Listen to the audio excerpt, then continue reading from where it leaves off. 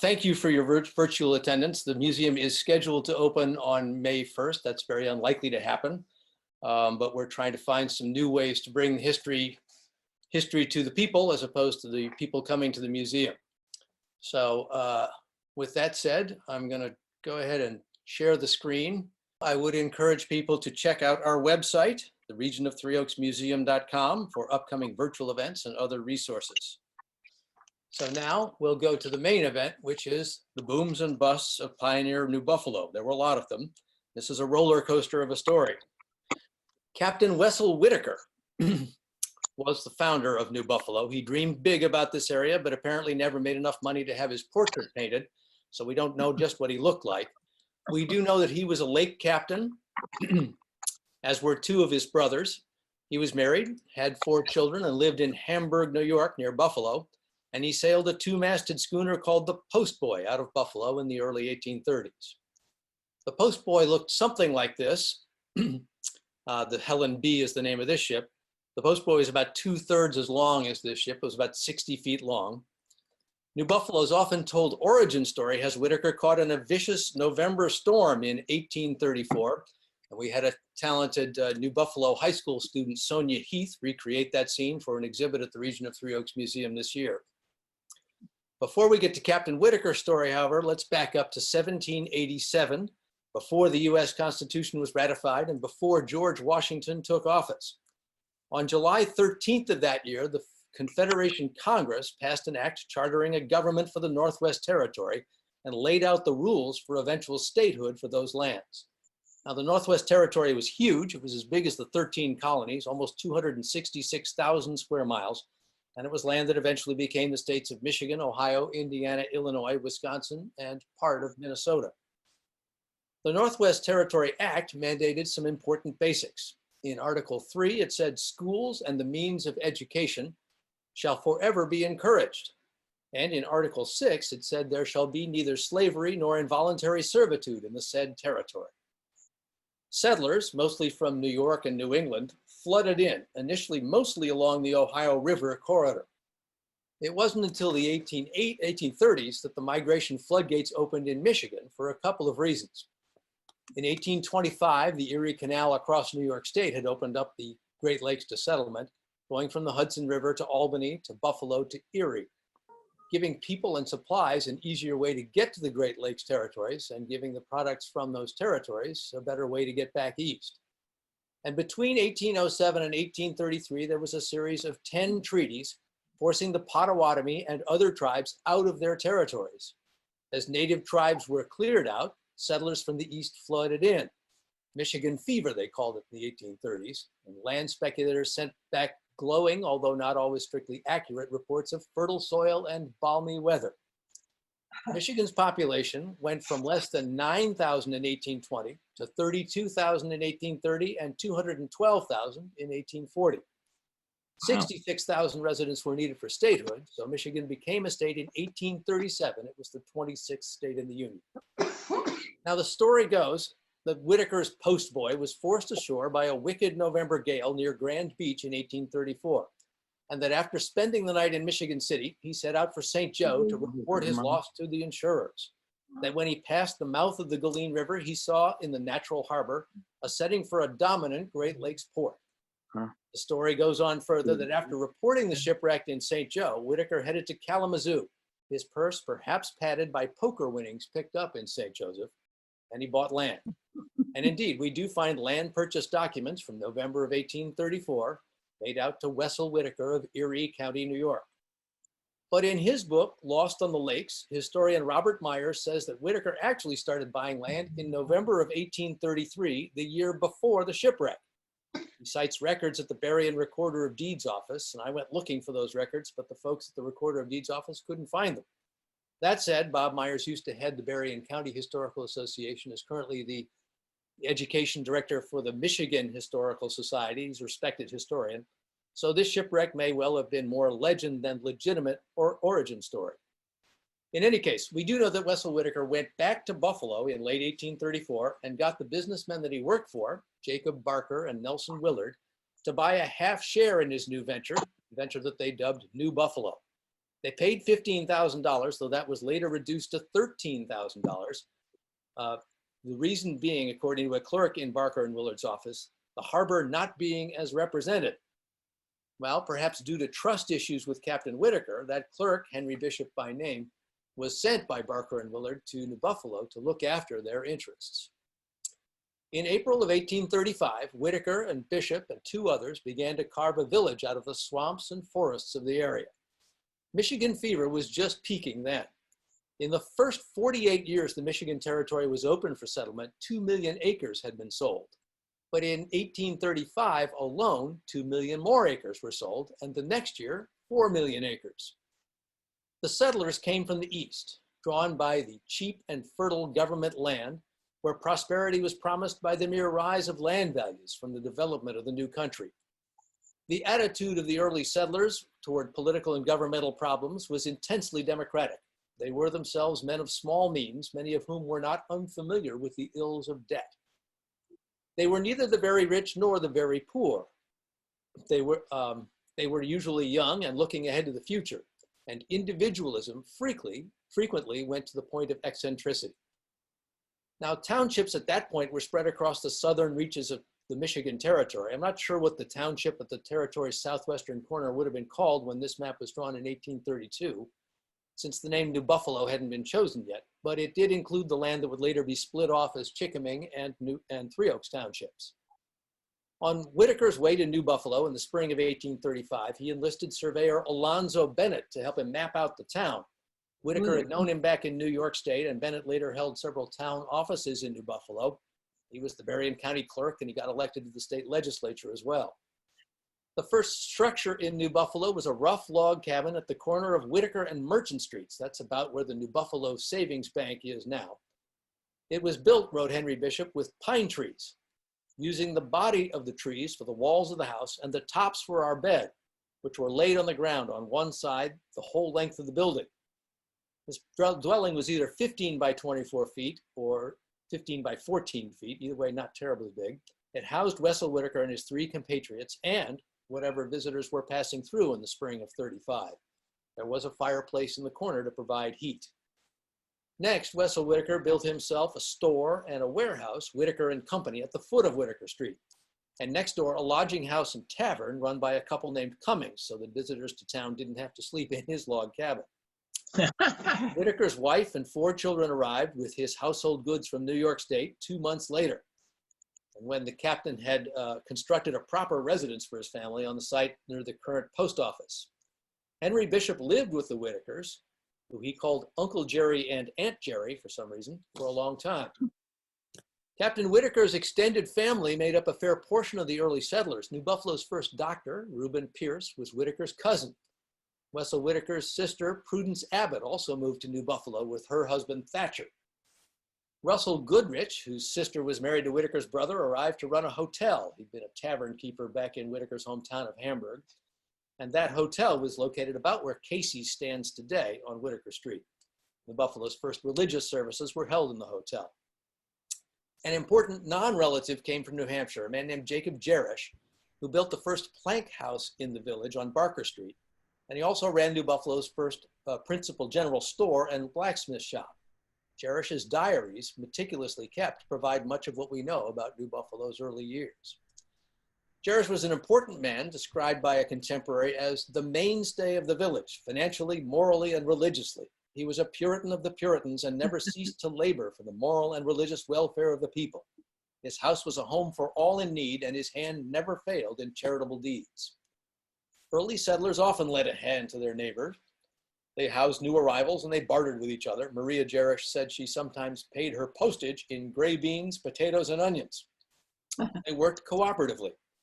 An Indiana historian wrote, "They made even their recreations fit in with the accomplishments of their tasks, and house raisings, log rollings, wood choppings, sawings, corn huskings, hog killings, wool pickings, quiltings, apple parings, rag cuttings, carpet tackings, and even chicken pickings were often converted into festive occasions by sociable cooperation." Log rollings, also known as logging bees, are a great example. Clearing land is much more easily done by a group, as some of you may know, than by a single family. One estimate I read put it this way: it would take 4 to 5 years for a family to clear 10 to 15 acres required to sustain them. An efficient workman on his own might clear an acre of land in a week with no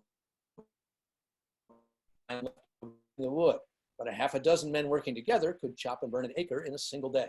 After a hard day's labor, the landowner would repay the logging bee workers with food and drink, often whiskey, and entertainment, and of course would certainly be willing to pitch in when another neighbor held a similar event. It truly took a village to create a village. Lots of potential villagers passed through to Whitaker's delight. Henry Bishop recalled that the captain wagered $30, quite a sum in those days, that 80 strangers would pass through town in 24 hours in one day in 1835.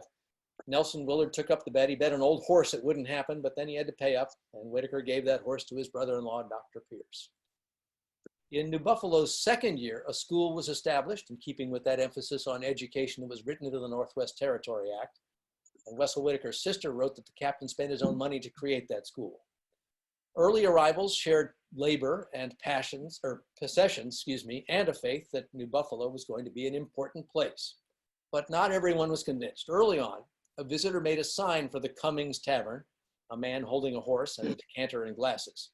And Henry Bishop wrote later that Mark Bogert of Chicago made us a visit at this time and erected a sign for the new house. Mark came on a tour of speculation, but concluded that it, New Buffalo that is, would not outrival Chicago, and he returned to Chicago with his 3 Indian ponies without investing. Well, Bogert, as it turned out, had founded Chicago's first hotel, the Sauganash, years earlier, and his assessment of the relative futures of Chicago and New Buffalo turned out to be accurate. Bishop also recalled when he arrived in New Buffalo in 1835, 2 wigwams were located at a point of land that was afterwards the west end of Whitaker Avenue, a good place to shoot ducks and catch fish. The Indians watched the laying out of the village, and they never again pitched their wigwams inside the village plat. And we could not help but see what a loss it was to them to be driven from one of the best locations for hunting and fishing that they had occupied and enjoyed for years past. We had no trouble with the Indians, and I'm satisfied by my acquaintance with them that a bad Indian is generally made so by coming into contact with a bad white man. Bishop wrote the local Potawatomi kept out of the village so as not to intrude on what they realized, in his words, were the white man's rights. Well, it's unlikely that the Potawatomi actually recognized white man's rights over their land. They did avoid camping in the village itself, however. They were regularly seen in the area. Whitaker's sister, Prudence Abbott, recalls them being present throughout the 1830s, saying the chief's family would entertain Whitaker on occasion. And David Knight, who arrived at 1838 at age 3, recalled playing with Potawatomi children so often he learned their language. And he recalled seeing Indian settlements scattered along the Lake Michigan shore. Indians still harvested the wild rice in Potawatomi Lake, and the daughters of early settler J.W. Wilkinson recalled that they came from as far as Canada to pick huckleberries in a local marsh. New Buffalo was and is, of course, still surrounded by marshland, breeding one of the village's biggest problems, mosquitoes. They were everywhere. J.B. Crosby, who lived in the township, recalled that because there were no screens, a smudge or smudge pot was built at the door to keep them out, and windows closed down tight, and sometimes a mosquito bar, meaning netting, hung around the bed while the to-be-pitied occupants sweltered and slapped at the pesky critters until sleep finally would come. Malaria, referred to as the ague or chill fever, was quite common. Quinine was expensive, so most people just rode out an illness that sapped one's strength, but only occasionally proved fatal. Bishop said in the early years, New Buffalo was an enjoyable time until the chill fever and ague made its appearance, from which only one escaped having either one or the other. Jacob Jerish's diaries mention the illness frequently. On May 1st of 1837, 11 o'clock, had a fit of the ague. The next day, kept my bed, better at night. And the day after, this morning, much better, in the house all day. On the 6th, bought a bottle of quinine and cough drops. Joseph has the ague. And then on the 18th, Jerish reported, 2 p.m. had a slight touch of chill and fever, took a dose of salts previous to the chill, which operated in about 2 hours. The day after, some symptoms of ague. 3 months later, Jerish reported that a Dr. Collins had actually died of the ague. New Buffalo's first physician, Reuben Pierce, again, Wessel Whitaker's cousin, Whitaker's sister Prudence wrote that Pierce was respected by all, but added that calomel was his hobby, meaning his usual treatment for the illness, and he acknowledged in after years that many died from his ignorance. Now, as for Wessel Whitaker, he was described as by a contemporary as a man of noble, generous nature, and his house furnished a home for all it could hold. He was of untiring energy and great perseverance. However, that same observer added, his early life had been passed on the lakes, and he had acquired habits which in those days were common, and which were greatly to his disadvantage. Boat captains, of course, fairly famous for drinking and salty language, so Whitaker may not have made a polished salesman for New Buffalo. But Captain Whitaker wasn't necessarily wrong to dream that New Buffalo could be a Great Lake port. Chicago had only 100 residents in the 1830 census, though it was growing rapidly. Milwaukee wouldn't incorporate as a city for another 10 years, and Muskegon 6 years after that. In 1916, George Fox, who was the curator of the Chamberlain Museum, that's the precursor to the Region of Three Oaks Museum, wrote about New Buffalo's potential to be the greatest town on Lake Michigan. That this was a firmly believed fact is proven by the coming to this region of several families who had gone first to Chicago, but to whom the prospects for growth of the western city were of less promise than the village founded on the shores of Pottawatomie Lake. Wessel Whitaker's sister Prudence Abbott said later, indications were that New Buffalo would outstrip Chicago in importance and become a metropolis. But Wessel Whitaker failed to make New Buffalo a major port. Maria Jerish, Jacob Jerish's wife, wrote that Captain Whitaker had a warm and kindly heart, but he was not a man to build up a town or aid the rural districts in making happy and cheerful homes. Whitaker and his partners, their names now enshrined on New Buffalo streets, set aside Seaman Square, 12 building lots given to Whitaker's fellow lakeboat captains in the hopes that they'd make New Buffalo their home port. All 12 captains sold off their lots without having built. The natural harbor that had so entranced Whitaker had problems as well. On July 22nd, 1837, the Sea Serpent became the first vessel to enter New Buffalo Harbor, but just 3 days later, the Sea Serpent got stuck in New Buffalo Harbor. Shifting sands were a continual problem. Whitaker, knowing that federal assistance was helping Chicago grow rapidly, hoped for a similar boost for New Buffalo. In 1839, Henry Bishop wrote, Army Lieutenants Berrien and Rose surveyed the harbor and made a very favorable report to induce Uncle Sam to build us a harbor because it was much preferable to Michigan City.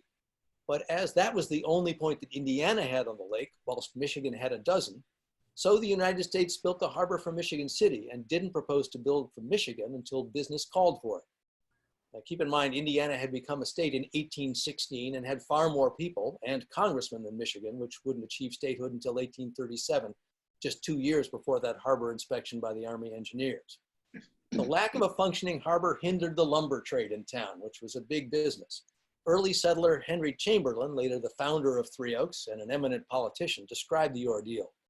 The work of loading wood was hard, the placing it on the scow, the pulling of the scow down to the mouth of the river, and the pulling of it out to the vessel by a line, the lifting of the wood to the deck of the vessel, and sometimes when the current was strong out of the mouth of the river, it was a difficult matter to turn the boat against the current. I at one time worked at this business for 48 consecutive hours, stopping only long enough to eat my meals.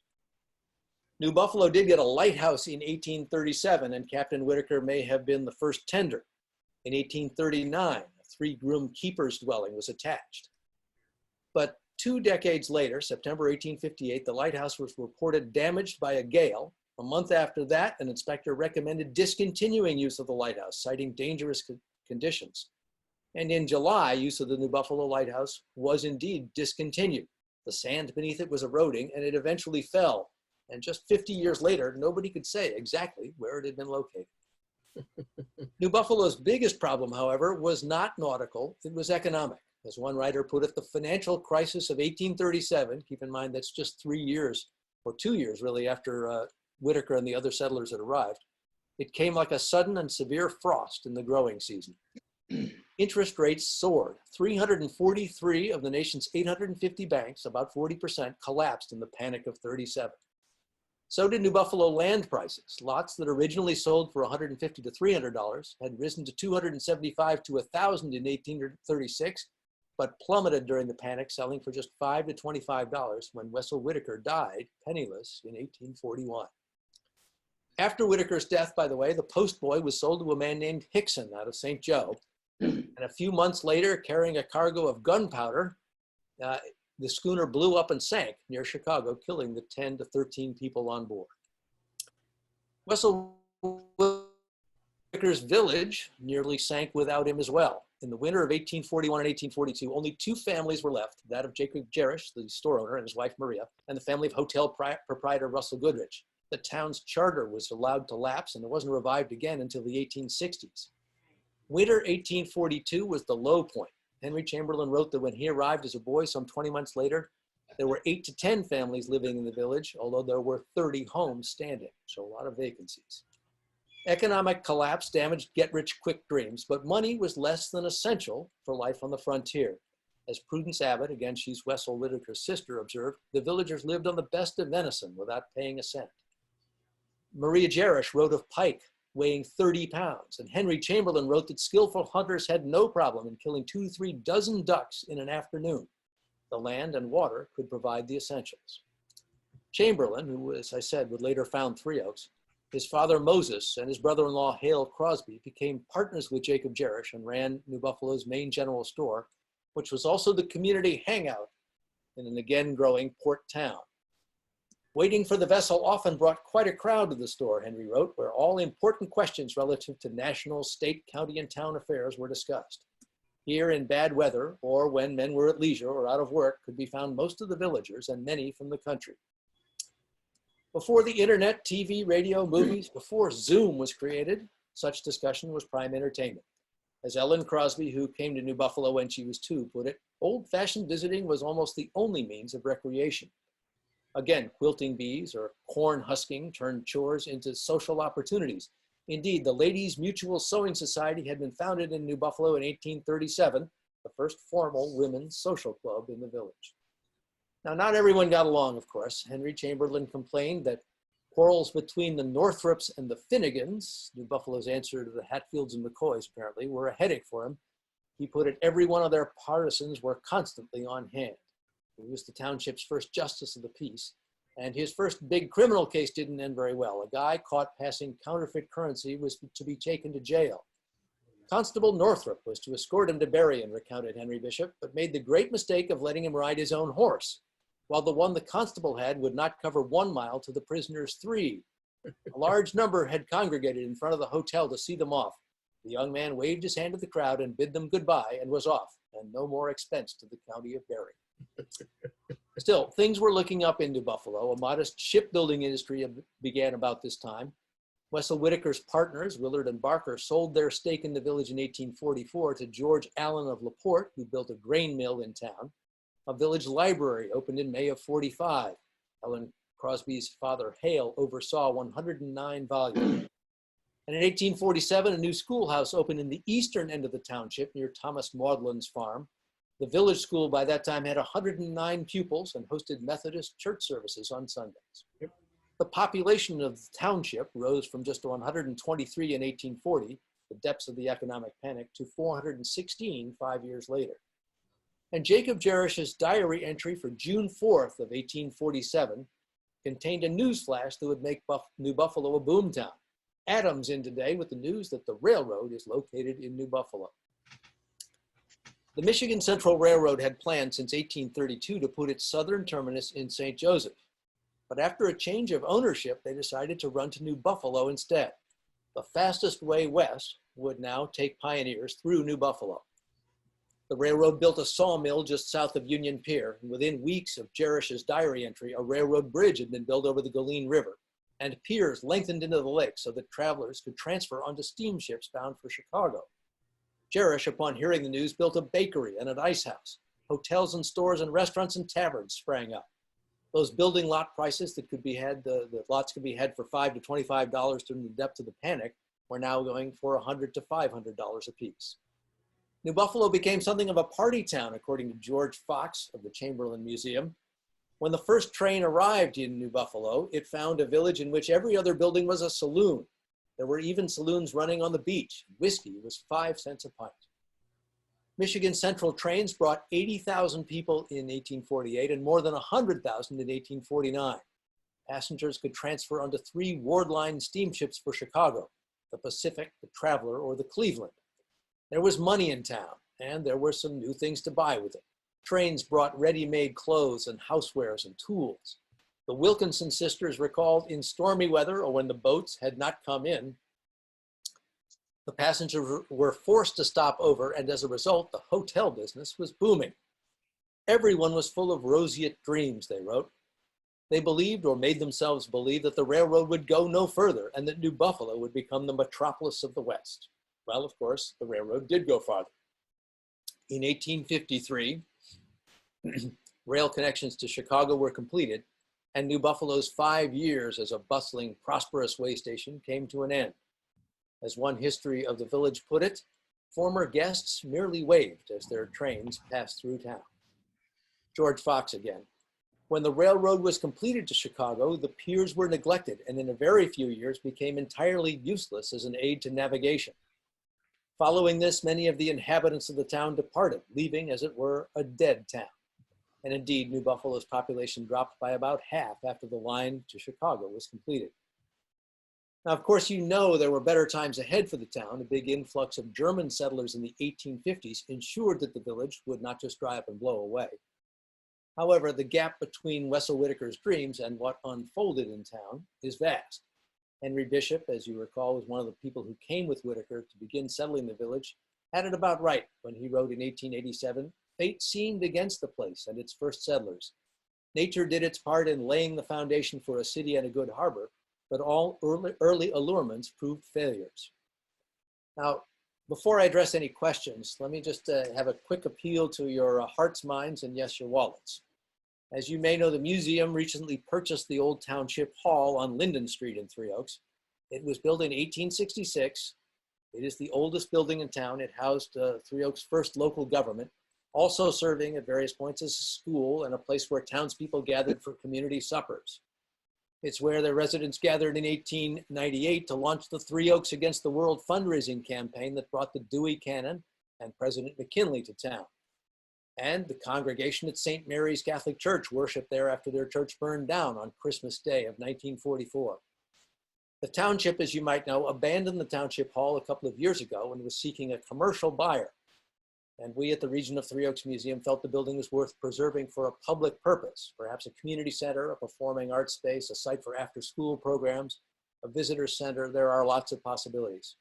And we'd like to hear your input on this, hoping you could email your ideas to us at trotommuseum, T-R-O-T-O-M, museum@gmail.com. The purchase of the building also drained our checking account, though some board members have chipped in money to keep us in the black. We need contributions not only to pay the operating expenses for the museum and Township Hall, but also for restoration. The township had installed functional but fairly ugly particle board paneling, and we hope to renovate the interior in a more historically appropriate way. Your contributions can be sent to the Region of Three Oaks Museum, P.O. Box 121, Three Oaks 49128. And if you're in a position to help, please do. So with that, I'm going to try and see if I can read the questions that you might have submitted, if anybody did. All right, I had that nice, I put up that nice screen about how to find the questions, and now I can't find them. Apologies.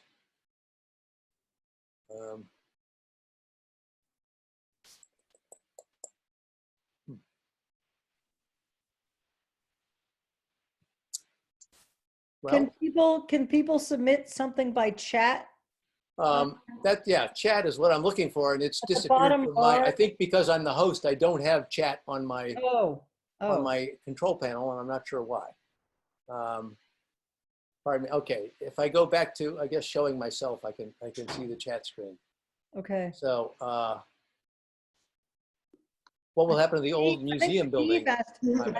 Steve asked a question. And the answer is that the Township Hall is not meant to replace the museum. We're hoping to find a use for it that's not a museum. It's not big enough really to house the exhibits that we have. So the hope is that we can perhaps put some historic exhibits in there but again, have it perhaps as a visitor center for the village, or a performing arts space, or a meeting place, something like that. Again, a public purpose that Three Oaks can use, but not actually have it as a museum. We'll have our museum continue to stay in the present building. Were there any African Americans in Buffalo or Three Oaks during this period? The answer is, during this period, I have no information that there were. I know that in the late 1800s, there was an African American man in Three Oaks who, there was a man whose name I can't recall right now, who had a corner store on the corner of Linden Street and Elm Street. I guess that would be the northeast corner. And he had an African American man whose name, again, I can't recall for you right now. But yes, there was that. He was the first African American resident I have heard of in this area. I will tell you that there was another very interesting story, which I'm developing into a further presentation. An African American student who attended Three Oaks High School in 1960. He was probably the first African American student by about 30 years to go to Three Oaks High School. And how he got here and what happened to him afterward is a fascinating story. His name was Jesse Otis, but I'll do that story on another night. Someone asks, what about Lakeside? Did it develop in tandem with New Buffalo or much later? The answer is that New Buffalo Township, again, was the first governmental entity in the area. And within about 10 years of its formation, Three Oaks Township and Chickaming Township were broken off. I would say Union Pier probably developed a little bit faster because that's where a couple of sawmills were. The sawmills were, the big sawmill supplying the railroad with the lumber for the ties was in between Union Pier and New Buffalo. And a man named Gowdy, a pretty famous name in Union Pier history, came early on and ran a sawmill and developed Union Pier quickly. Lakeside, there were a few settlers. There was a man named Wilkinson. I quoted his daughter's writings about the development in New Buffalo, but Mr. Wilkinson designed a trading post, and the town was in fact called Wilkinson for some time. But the Wilkinsons were from Virginia, and so during the Civil War, the rumor around town was that they were Confederate sympathizers, and the locals didn't take kindly to that, so they changed the name to Lakeside and deprived Mr. Wilkinson of his town name. Interesting. And I don't know if you know the name Nadra Kissman. She's a local Yes. realtor for many, many years and still lives in Lakeside. She's a descendant of the Wilkinson family. Yeah. And knows quite a bit of. She has her own little museum in the shopping center next to the Blue Plate Cafe, which is an interesting little spot to visit if you haven't done so. Great.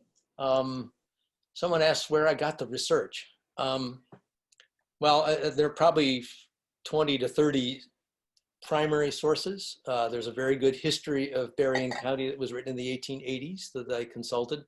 Nadra Wilkinson, or Nadra Kissman herself, when New Buffalo had its 150th anniversary, I believe it was, put together a history of the village. Again, an awful lot of these things there's some contradictory evidence, you know. Did Wessel Whitaker fall in love with the New Buffalo harbor after having a shipwreck, or did he buy the land first and then invent the shipwreck story? Or he had a shipwreck, that's clear, but did he use that as a marketing tool to draw people in? It's unclear. Henry Bishop, the man I quoted several times, who was the clerk that Barker and Willard sent to keep an eye, I think, on Wessel Whitaker, he wrote a very long article later. There was a group called the Pioneer Society, and they were headquartered out of, I think it was the Pioneer Society of Michigan. He gave a talk at one point in the 1880s or 90s about the early days of New Buffalo, and that was also quite revealing, and I was able to find that. I'm looking for other, that may be the end of the questions. What the beach was like at that time. Yeah. Well, that's a question we're all thinking about these days, right? No, I can't say that I know a whole lot about the beach, except as I said, the beach was, they built huge piers in New Buffalo way out in the lake so that these lake schooners, the big steamships, not the schooners, but the steamships could pull in. And again, for those 5 years when New Buffalo was the end point of the railroad, people would disgorge into town, and most of them would go right to the docks and go out. But if there was a delay, these things didn't run like clockwork, I'm guessing. If there was a delay, they'd stop off and they'd have a few beers at the tavern, or they'd have to stay overnight at the hotel, or they'd go shopping. And that was really the big, that was big business for New Buffalo. And it lasted, as I said, 5 years. And then they kind of went back into the dumper. So it was a real. Nick, this is tremendous. Sorry? What you're doing here this evening, I think is truly great. Thank you, Bob. What can you tell us about the pier at Union Pier? The pier at Union Pier, there were piers all up and down the coast here. There was one, I'm trying to remember the name of the one in Sawyer. It wasn't called Sawyer Pier. There was, they were all, most of them, I think, were less passenger oriented. The one in New Buffalo, at least during that 5 years, there were a lot of passengers disembarking, but for the most part, I believe the piers were really built for the lumber trade. And one thing that we discovered, I'd never heard of horse railroads, but sawmills would be built, and then they would build small gauge railroads, tracks through the woods, and they would get horses to pull the cars full of the lumber down to the pier where they'd be loaded on ships and they'd be sent. I think after the Chicago fire in 1871, they were sent largely to rebuild the city. Obviously, there was a huge demand for lumber in the 1830s just because of the growth of Michigan. So many homes were rebuilt. And I think domestic demand within the state probably took a lot of the lumber. But once Chicago burned to the ground, an awful lot of people wanted lumber fast. And I think many of the piers were built around that time to facilitate the moving of lumber across the lake. Topic of the next lecture. I'm sorry? Pier Street in Lakeside must have had a pier. And I know there was a pier down at Cherry Beach. Because I used to, when I was a child, I used to play on the posts. They're gone now. Again, almost any community of any size in this part of the world had a pier because the movement of lumber was so rapid, and again, I think most of it was lumber related. Somebody asked about the relations with the Potawatomi. The Potawatomi, I haven't found any evidence that there was major conflict between the Potawatomi and the European settlers of this area. There were no battles. There were no Indian wars fought around here. Excuse me. The Potawatomi were being removed, as I showed a series of maps. They were being removed through various treaties. The last one of the major treaties was the Treaty of Chicago in 1833. And chiefs came from all over, and the chief from the local area was Leopold Pokagon, whose villages were along the St. Joseph River, mostly over by Niles and Bertrand Township. And Leopold Pokagon had become a devout Catholic and therefore did not drink alcohol. And a lot of the Indian chiefs were beholden to alcohol at this point. And of course, the US government was happy to supply them with lots of liquor before they signed the treaty. Because it had terrible terms for them. They were to be removed west of the Mississippi, largely to Kansas. But Leopold Pokagon, because of he pled on behalf of his Catholic faith. I am a Christian. You've told me that if I'm a Christian, I will be civilized. So let me stay. And essentially, he signed a separate deal at Chicago that gave him a certain number of years, I think it was 3 to 5, to stay and not be removed. The rest of the tribes were removed, and it wasn't the Trail of Tears that you've heard about with the Cherokee, but the relocation of the Potawatomi and the others became known as the Trail of Death. Huge numbers of them died of disease and the brutal conditions under which they were forced to kind of march off to Kansas. But Leopold Pokagon was able to stay for a few years, and he took the money, the treaty reparations that he was paid under the Treaty of Chicago, and he bought land. And sure enough, the government, after this period of years, came back and said, "You have to move to Kansas too." And he said, "No, I have land. I'm a landowner. You can't throw me off." and a Supreme Court justice in the state of Michigan with a wonderful name of Epaphroditus Ransom ruled in favor of Leopold Pokagon and said he's a tax-paying, landowning citizen. You can't toss him. So for years, up around Dowagiac, in that neighborhood near Cass County, there was a large community of Pokagons. It kind of melted away over the years, but they stayed when most other tribes had to leave. So again, I think they lived in reasonable harmony with the people around them. Julie asked, I've heard there are Indian burial grounds in both New Buffalo Township and Three Oaks Township. Do you have information on that? I thought about adding this slide to the presentation. There is an atlas that was made in around 1890 to 1900 that shows the various Indian settlements, the Potawatomi settlements, burial grounds, and other features of Indian life in the area. And yes, there were definitely burial grounds, and even I remember that somebody told me that there had been a Potawatomi village about where the Three Oaks landfill now is, which brings to mind the public service announcement of the Indian crying, the tear rolling down his cheek. Yeah. But there were many settlements. The Potawatomi didn't really have permanent villages so much. Generally speaking, they followed the game. They would maybe set up shop for a season, and then they would move. The winter hunting grounds were often different than the summer hunting grounds. They were usually here, I believe, in the summer, and closer to Chicago usually in the winter. But they had lots of burial sites and semi-permanent villages. I think again, Pokagon's villages, there were 5 of them along the St. Joseph River that were at least, if not permanent, at least they returned over and over to the same spots. Population of New Buffalo now, you've stumped me. I'm sorry, I don't know that. I know that Three Oaks is around 1800, but I don't know New Buffalo. Somebody asked about the topic of the next lecture. Could you all mute yourselves? I'm getting a little feedback and it might be confusing. Next lecture, it's a little up in the air because, of course, we don't really know what the situation's going to be. We have an exhibit coming to the museum, and we hope the museum will be allowed to open this year. That's Frederick Warren's calculating engine. Frederick Warren being the older brother of E.K. Warren of Featherbone fame. And Frederick Warren invented what the Smithsonian says might be the first computing machine ever made in America. He had 3 versions of it, and he died just as he completed the final version of it. And it could have been a very major development. It could have been a very major change for Three Oaks, but he died, and he was about the only person who really understood how to work it. So E.K. Warren tried like crazy to get people, I'm encroaching on a talk that I want to give later. He tried to get a lot of people to help him figure out how to work it and to market it, including the Studebaker brothers of South Bend and including P.T. Barnum. But he was never able to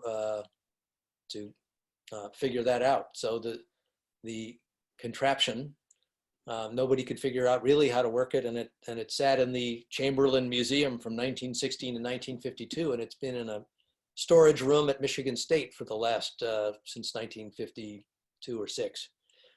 So we're hoping to bring it for the first time in 60 plus years to Three Oaks and put it on display. All those plans are obviously on hold right now. So the population in 2018 was 1,878, I guess, of New Buffalo. Somebody Googled that for me, so thank you very much. Thank you, Nat. If there are no further questions, I guess I'll gavel the meeting to a close. And thank you all for coming.